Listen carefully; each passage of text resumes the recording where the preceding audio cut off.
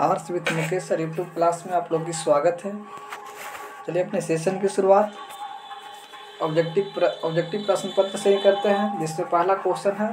फटाफट आप लोग आंसर देने की काम कीजिएगा। आपका क्वेश्चन नंबर पहला, भारत में निर्वाचन आयोग का गठन कब हुआ? तो भारत में निर्वाचन आयोग की गठन ऑप्शन है ए में 1949, बी में 1950, सी में 1951, डी में 1952। तो इसका आंसर 1950 होगा, यानी ऑप्शन नंबर बी। चलिए आगे हम लोग देखते हैं। भारत की प्रथम शिक्षा मंत्री कौन थे? ऑप्शन है ए में के मुंशी, सरदार वल्लभ भाई पटेल, अब्दुल कलाम आज़ाद और सुचिता कृपलानी। तो इसका सही जो आंसर होगा वो आपका सी होगा, अब्दुल कलाम आज़ाद।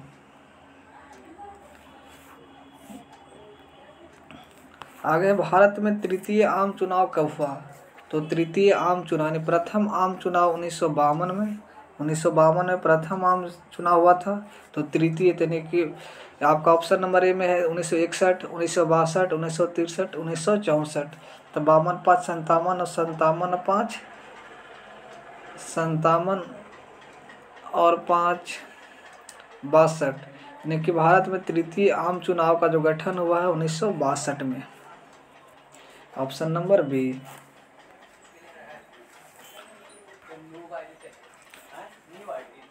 भारत का 29वां राज्य कौन है? तो तेलंगाना। कौन होगा इसका आंसर? तेलंगाना होगा। यानी कि आपको पता है कि भारत में जो राज्य का जो गठन हुआ है तो भाषा के आधार पर हुआ था। किस आधार पर? भाषा के आधार पर। और 1953 ईस्वी में राज्य पुनर्गठन आयोग के माध्यम से आंध्र प्रदेश को पहला राज्य गठित हुआ था और जो भाषा था उनका तेलुगु था। तो वो कहता है कि भारत का 29वां राज्य जो बना तेलंगाना। तो चलिए आप लोग को यहाँ तक समझ में आ रहा होगा। आगे हम लोग देखते हैं। किसने द्विराष्ट्र सिद्धांत का प्रतिपादन किया है? द्विराष्ट्र सिद्धांत।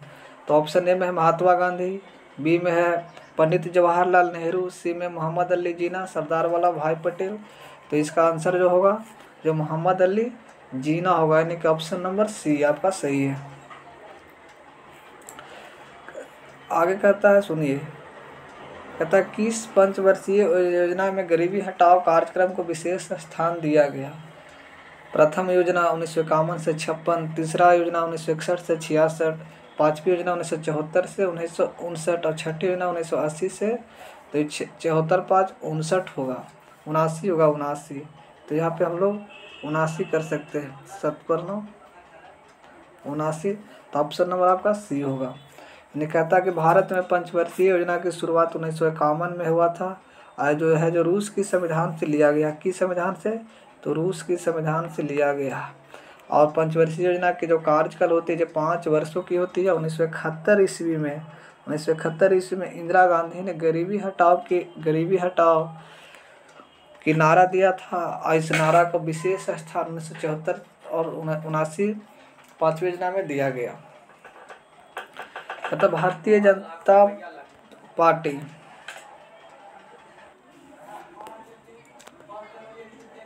भारतीय जनता पार्टी की स्थापना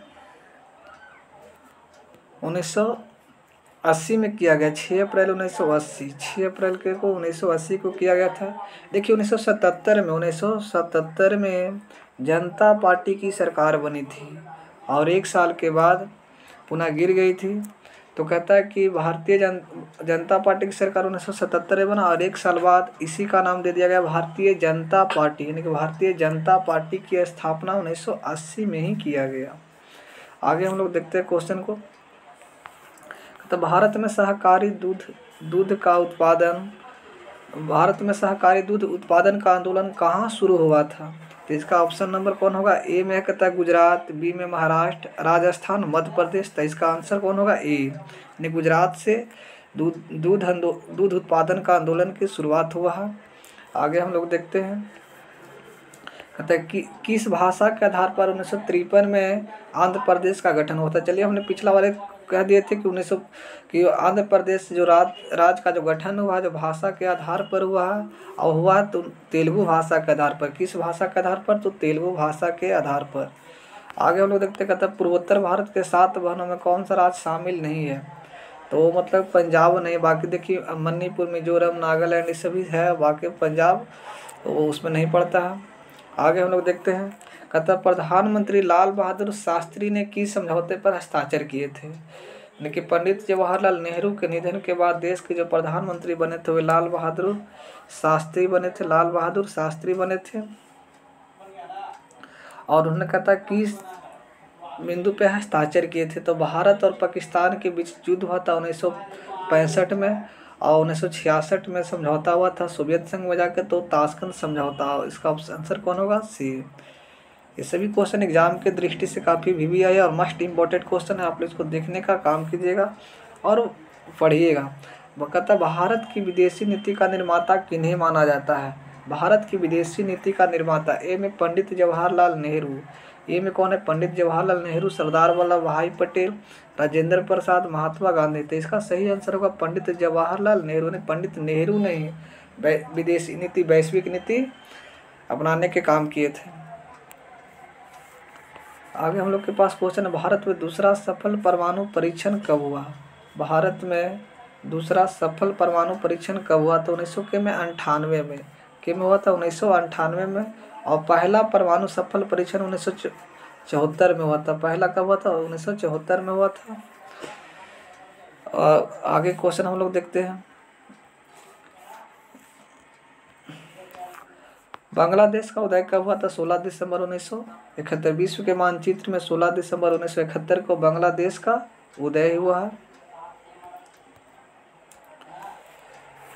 किस देश ने 1962 में भारत पर आक्रमण कर पंचशील संधि का उल्लंघन किया?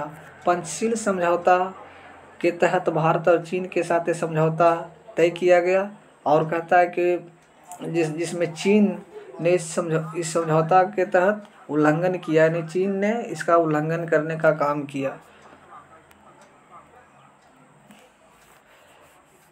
पोखरण परमाणु परीक्षण भारत के किस राज्य में हुआ था? तो पोखरण परमाणु परीक्षण भारत के राजस्थान में हुआ। कहाँ में हुआ? राजस्थान में हुआ।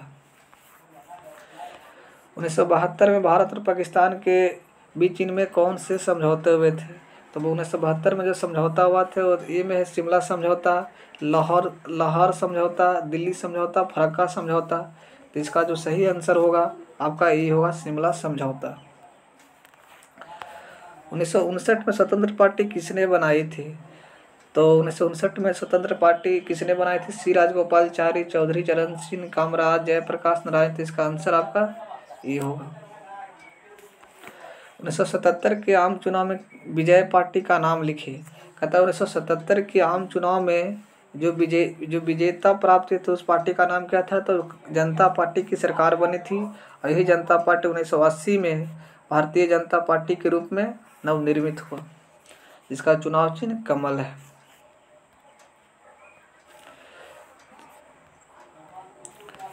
ताड़ी विरोधी आंदोलन किस राज्य से संबंधित है? तो ताड़ी विरोधी आंदोलन है जो आंध्र प्रदेश की महिलाओं ने इस आंदोलन की शुरुआत किया था, क्योंकि यहाँ की महिलाओं का जो घरेलू जिम्मेदारी था जो काफ़ी बढ़ते जा रही थी, और पुरुषों का नशा का लत लग चुका था, और यहाँ के बच्चे का जो जिंदगी था जो अंधकार में विश्वास होते जा रहा था, यानी कि सभी लोग का जिंदगी खराब से खराब होते जा रही थी। इसी को लेकर वहाँ के महिलाओं ने ताड़ी विरोधी आंदोलन करना शुरू किया। मेघा पाटेकर का नाम किस आंदोलन से जुड़ा हुआ है? तो मेघा पाटेकर आंदोलन का नाम है ये में नर्मदा बचाओ आंदोलन, चिपको आंदोलन, ताड़ी विरोधी आंदोलन, टिहरी बांध आंदोलन। तो इसका आंसर आपका ये होगा नर्मदा बचाओ आंदोलन। जो नर्मदा पे बड़े से बड़े मंझले और छोटे कई बांध बांधने का योजना तैयार किया गया था। इस योजना के तहत उसके आसपास के जो गांव थे उनको डूबने की आशंका थी, इसलिए मेघा पाटेकर के नेतृत्व में इस आंदोलन की शुरुआत किया गया। आंदोलन का नाम था नर्मदा बचाओ आंदोलन।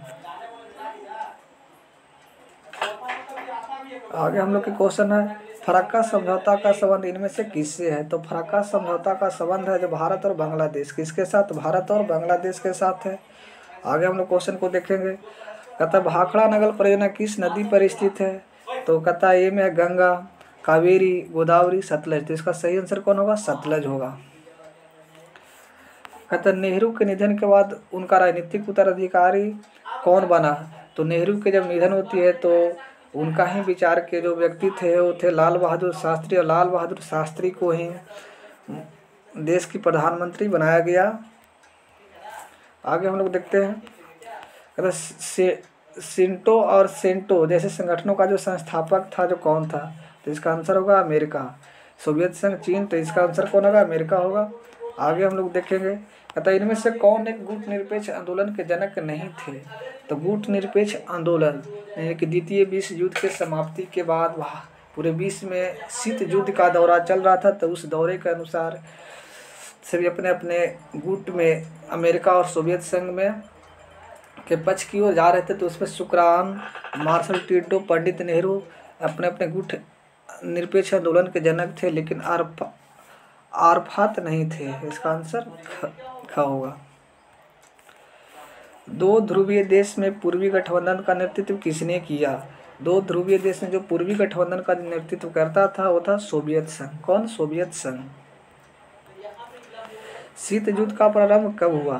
शीत युद्ध यानी बोलता है कि द्वितीय विश्व युद्ध की समाप्ति के बाद 1939 से 1945 तक द्वितीय विश्व युद्ध का दौरा था। युद्ध समाप्ति के बाद पूरे विश्व दो गुटों में बट रहा था। एक को बोलते पूंजीवादी, एक को समाजवादी। तो कहता कि इनमें किसी प्रकार के बिना कोई युद्ध किए बगैर लोग अपने ही अपने पक्ष में लोग बट रहे थे। तो इसे बोला गया शीत युद्ध। और इसमें दो महाशक्ति उभर कर आता है, एक को बोलते हैं अमेरिका गुट, एक को बोलते हैं सोवियत संघ।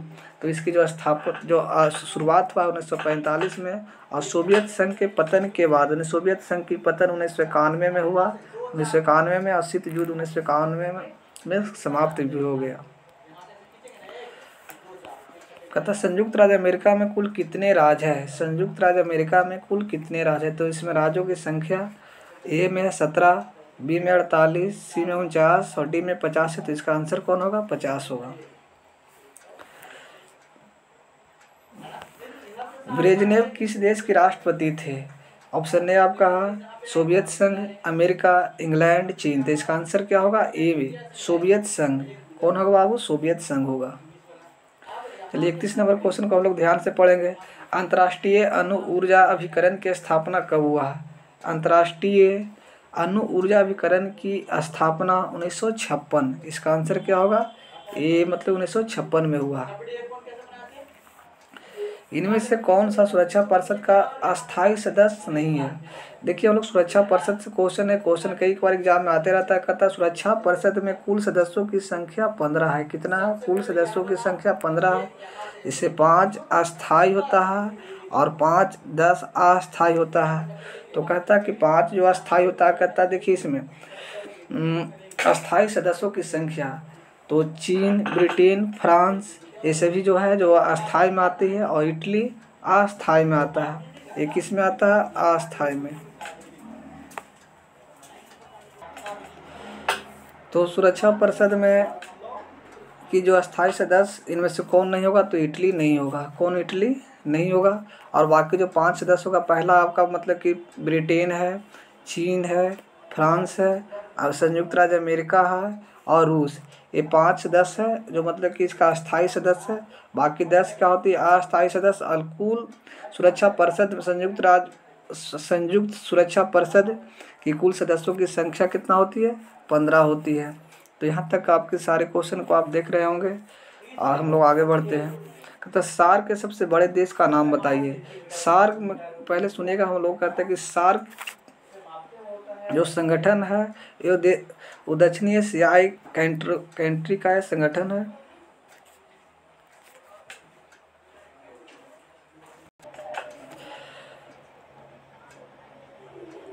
तो सार्क के सबसे बड़े देश का नाम तो भारत होगा। इसका आंसर कौन होगा, भारत होगा। यहाँ पे देखिए कहता है सार्क की जो संगठन है इसमें देशों की कुल संख्या 7 है। कुल सदस्यों की संख्या कितनी है? 7 है। आपका पहला पाकिस्तान, श्रीलंका, भारत, बांग्लादेश, नेपाल, भूटान, उसके बाद मालदीव है। आगे हम लोग देखते हैं, संयुक्त राज्य अमेरिका पर आतंकवादियों द्वारा आक्रमण कब किया गया? तो 2001 में। कितना में किया गया? 2001 में किया गया। पहला खाड़ी युद्ध किस वर्ष लड़ा गया है? तो पहला खाड़ी युद्ध है जो किस वर्ष लड़ा गया है? तो 1990 में। इसका आंसर 1990 होगा। भारत ने श्रीलंका में अपनी शांति सेना कब भेजी थी? 1987। इसका कौन होगा आंसर? 87 में। सुरक्षा परिषद में कुल कितने सदस्य होते हैं? तो इसका आंसर कौन होगा? सुरक्षा परिषद में कुल सदस्यों की संख्या 15। निम्नलिखित में कौन सी संधि अस्त्र नियंत्रण संधि थी? अस्त्र परिसीमन संधि, द्वितीय सामरिक अस्त्र न्यूनीकरण संधि, परमाणु अप्रसार संधि, इनमें से सभी। तो इसका जो आंसर होगा इनमें से सभी होगा। कितने देश द्वारा जैविक हथियार समझौते पर हस्ताक्षर हुए थे? तो 150, 152, 154, 155। तो इसका आंसर कौन होगा? आपका डी होगा। कहता वैश्वीकरण का समान अर्थ क्या है? तो वैश्वीकरण का समान अर्थ होता है राष्ट्रीयकरण, अंतर्राष्ट्रीयकरण, ध्रुवीकरण, राष्ट्र एकीकरण। तो वैश्वीकरण का मतलब होता है कि पूरे विश्व एक बाजार के रूप में उपलब्ध होना, जहाँ पे सेवा, श्रम और पूंजी, श्रम और पूंजी प्रौद्योगिकी बिना किसी रुकावट के एक राष्ट्र से दूसरे राष्ट्र में जब प्रवाहित होता है तो उसे हम लोग वैश्वीकरण कहते हैं। और वैश्वीकरण का 5 अंग होता है और वैश्वीकरण का यहाँ पे समान अर्थ होता है जो एकीकरण होता है। आई होप हम आपसे मैं आशा करता हूँ कि आप लोग से सारे क्वेश्चन बन भी रहा होगा और इसको आप ध्यान से पढ़ने का काम कीजिएगा। नेक्स्ट वीडियो में हम लोग अगले टॉपिक के साथ मिलेंगे। धन्यवाद।